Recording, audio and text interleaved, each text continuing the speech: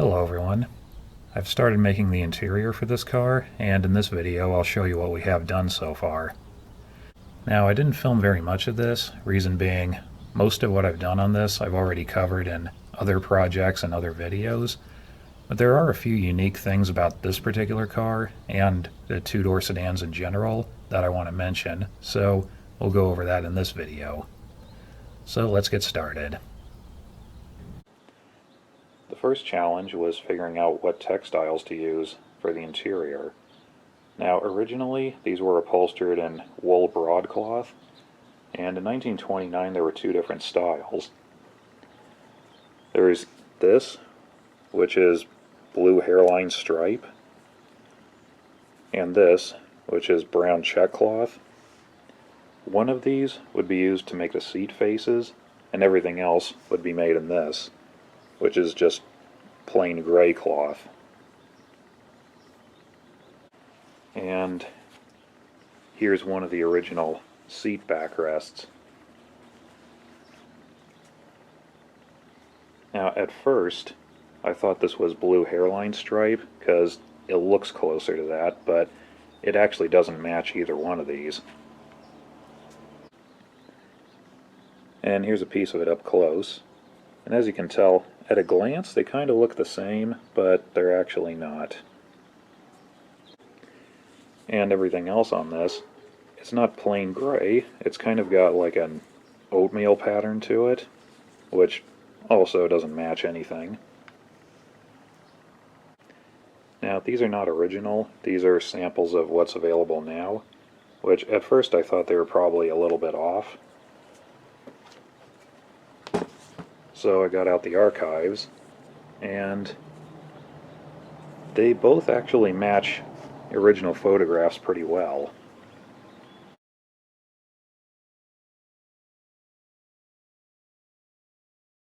And the material used on the seat face doesn't match anything at all. So what this car originally had is quite a mystery. This is something I've been warned about over the years, is the 28-29 two-door sedans, or just the closed cars in general, they made a lot of interior trim changes in those years. So there's a lot of different interiors that are pretty much unknown, and this is probably one of them. Now, we somewhat wanted to duplicate the original interior as much as we could, but the problem is neither of these are available new. So I went to a local upholstery supplier, and we managed to find this, which doesn't quite look the same, but the stripe pattern is the same. The color's not right, but honestly we're not entirely sure what color this started out as. Everything is weather faded really bad. But it does look like a textile that was used back then, so it will work. Now, the good news is this material probably has some nylon in it, which makes it more durable than the original wool. So the seats are going to be more durable and last longer. So the plan is we're going to make the seats entirely out of this. And then the trim panels we're going to cover with this, which is plain gray cloth, which pretty much matches the molding color, so it'll all blend well. Now, originally the kick panels and undersides of the seats were done in a textured panel board, and surprisingly we do have the original kick panels. I presume they're original to this car, and the finish they have is brown colonial grain. Now, as I usually do, I'm going to make new panels and cover them in vinyl, and I found a brown vinyl that somewhat matches the color of this. The grain is not the same, but it's close enough.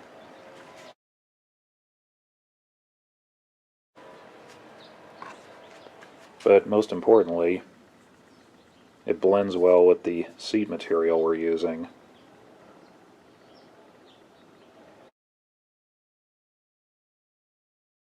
And here's one of the front seat bottom cushions.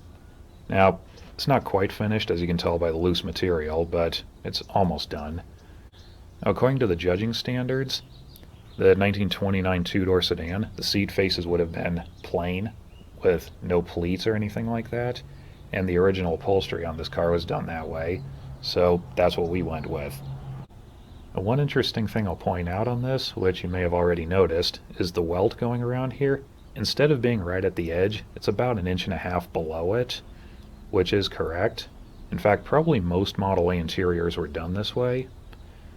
But what's really bizarre about that is the seat face, in order to get it around this corner, it's been folded over a few times and sewn together that way, which, again, is how they should be and how the original interior was done on this. And if you're not familiar with that and you're not used to looking at it, it can look pretty bizarre. It does seem strange to pretty much build in wrinkles on automotive upholstery, but at the time it wasn't uncommon, and even still to this day on household upholstery, this is a very common thing to do. If you look at a couch or a recliner or something like that, it's not uncommon to see the material just folded over itself and nailed together that way. And that's kind of the style they were going for at the time, is to make this look more like household furniture, to make it look more comfortable. Now, the original upholstery, it was folded over in 3 places on each corner like this, but they were more kind of random. I evenly spaced these apart and matched them from one side to the other so they look a little better. Now, like I said, this may look pretty strange, especially by today's standards. Most upholsterers would probably just put the welt right at the corner and do away with all this, so it would look cleaner and more modern. And I'll admit, way back when I first started studying Model A's, and I saw pictures of originals done this way, it just bothered me. I just didn't like the look with all these wrinkles built into it, but I've long since gotten used to it, and now it would really bother me if it wasn't done that way. Here's one front seat backrest that I have pretty much done, and now I have to put together the other one. Now, these front seat backrests can be kind of tricky to upholster for a few reasons. Now, first of all, we have to make an entire cover that goes over the whole thing. There's no tack strip back here, so there's no way to adjust any of this. It has to be made just right. The seat face is dimensionally a little bigger than the back of it, so when you're making the sides, they go at an angle around here, so you have to pattern it with that in mind. And these get compressed when they're upholstered. Not as much as the bottom cushion, but it still does. And the problem with that is it changes the angle here. So when you're making patterns of this, you have to keep that in mind. And in addition to that, the front seat backrest is pretty much the first thing you see in the interior. It's the most obvious to see because it's right up at eye level. It's about in the middle of the interior. And you see the face, you see the sides of it, you fold it down, you see the back of it. So it needs to look good from all angles. Now, these problems are not too bad. They're not impossible to upholster. It's just, it can be an absolute nightmare if you're not expecting any of this. Now, the first time I had to upholster a set of these backrests, I spent several hours making patterns and sewing, only to throw it all in the trash and start over a few times. Now, this is all stuff to watch out for, but it is doable. The good news is, the seat faces are just plain. I don't have to sew a bunch of pleats in them, so that makes it easier.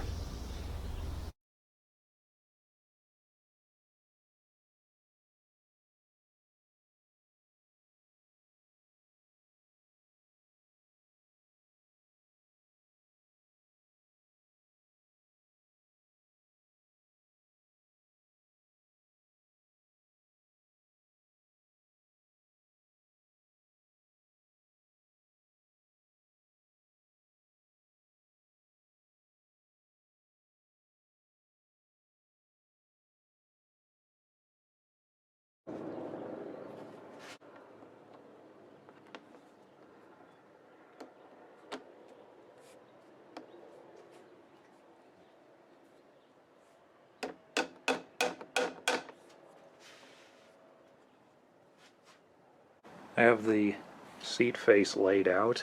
I've marked pretty much where the welt should be, and I try folding it in to where I think it looks good, I put a pin in it so it holds. As you can see on this corner, I got this together and it looks pretty good. That's about how it should look. On this side, I've kind of started on them, and they need a lot of adjusting, so I'll do that next. It is worthwhile fussing with these to get them sitting just right and getting them evenly spaced apart, because you see them pretty good when it's done.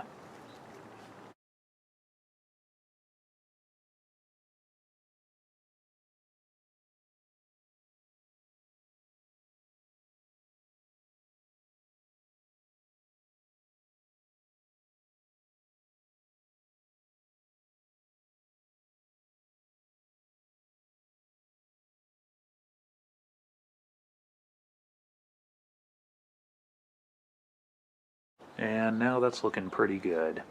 So I'll start stitching it together.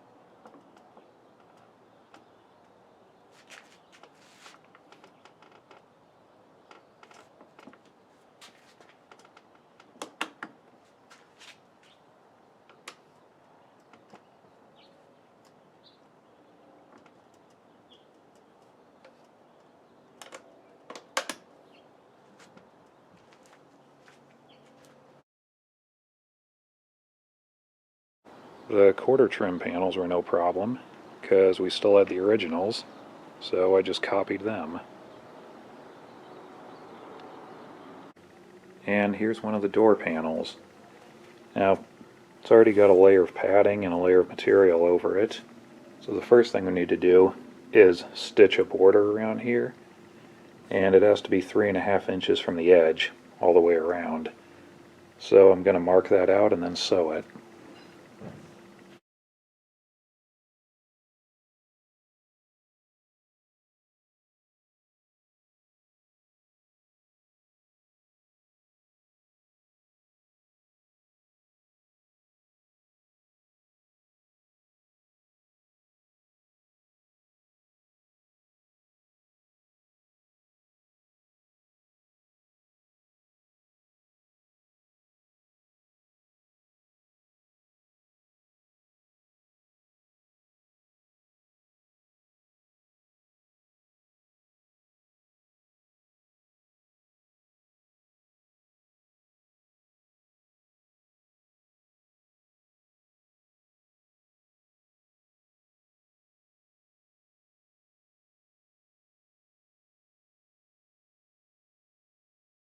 And now it's time to make the door pocket. Now this car originally had one pocket on each door panel, and here's one that I already finished. Now, there are several different design door pockets that were used on these depending on the body type and trim level and when it was made. This is, from my research, what a 29 two-door sedan would have. Now, on the four-door sedans and similar cars, the door pocket was normally just sewn onto the outside. On these and the coupes and other Ford bodies, the door panel's cut out for it and it's attached from behind, which is why, as you can see here, it's already cut out for it. Now, the way these were done originally was the backing was a piece of panel board that was the same finish as what they used on the kick panels, which is what I did here. And again, the way these are made, that varies depending on body style and trim level. But from my research, the way these were done is the material's folded over in 5 different places on the bottom, and then it's just bunched up together up top, not really any pattern. Now these obviously are held up with elastic, And it should be tensioned just so that it's easy to reach into, but it holds its shape really easily. So now I need to make all of that for this.